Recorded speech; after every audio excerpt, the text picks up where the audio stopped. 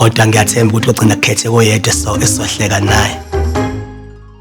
Isikhathi esiright yini noma niyazi ngihleli ngihamba nawe imini ebusuku nani nabolungelo.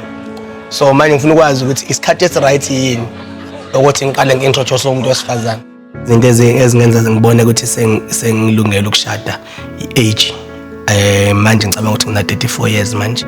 So kumele ngenze sure ukuthi mayiqala impilo ukuthi ngibe mdala ngiqale nayo. Into engikholelwa ukuthi into iphakathi kwakho ukhuleke from time to time umcela uNkulunkulu ukuthi ufisa ukuthi angalethi inqwaba 1 2 akalethe umuntu ozothi mayifika ube at peace. Hayi sengiready futhi nasekhaya cabanga ukuthi isimo sesiyangiphoqa kakhulu ngaphezulu bakuthanda mina.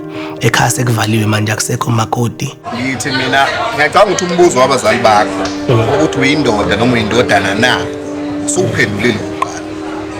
Ikhaya uyalivusa uyakha kumanje. Mina ncike yami bengathi mhlambe awulinde kancane.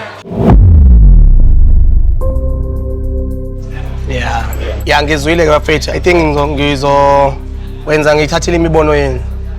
Yeah, but nje singakwenza nje manje ukuthi siyijabulele nje kube mnandi sidla inyama. As much as abazalwane abangisupportayo bemthanda uJumbo, but ngiyacabanga sekufika isikhathi manje ukuthi ngiba understandise ukuthi ayisengimdala nabo ngiyazi sebeyongixolela ukuthi uJumbo seshadile.